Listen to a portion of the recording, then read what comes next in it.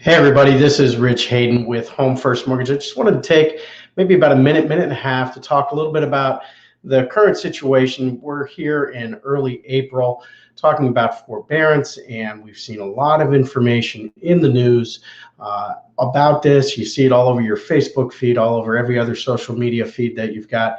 Hey, go ahead. If you've got a mortgage, you can skip 3 to 12 payments. Well, I've got news for you. That could come back to haunt you later.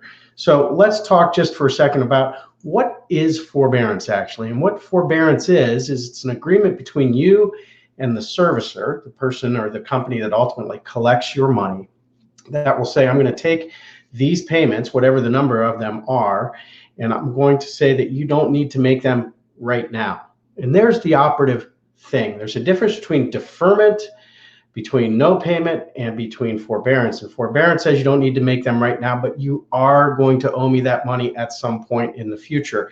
And that could come back to haunt you. So at what point in the future?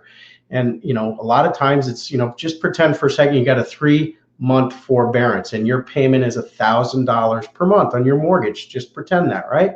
Okay, so that would mean that May, June, and July, you're not going to make that mortgage payment. Ultimately, though, that money's still owed, right? So when is it owed? Pretend for a second July is, August is when you'll make that next payment. Well, it's not $1,000 in August. It's going to be $4,000 in August. And so that could be crushing if you thought that you were getting some kind of benefit out of this situation. Now, deferment is something altogether different. So the question becomes, who should ask for forbearance? Should you ask for forbearance? Really, it comes down to this, right? You've got to talk to your specific servicer.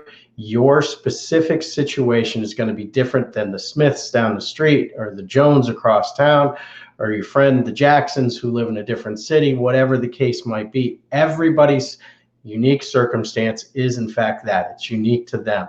And so you really got to press pause, keep making your payments to the greatest extent that you're able to, right? And the only folks that really ought to be taking care of this are really in dire straits right now. They've lost income at a significant level, and they may not have the funds to make, the reserves to carry on. But my real advice is this. We go through the mortgage process often, and folks will say, they get all kinds of questions. They find all kinds of research on the internet. And then when they find themselves with the opportunity for something that appears to be really, really good or really, really free, they don't ask a whole lot of questions, and it comes back to haunt them. So take that same approach that you take when you got your mortgage in the first place. Be very, very curious about this. Be very, very curious about what the impacts are to you, and then find out and then make an educated decision.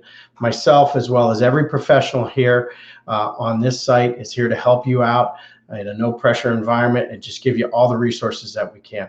Anyway, stay well, stay healthy, wash your hands. Again, this is Rich Hayden with Home First Mortgage. I hope to talk to you soon. Bye-bye.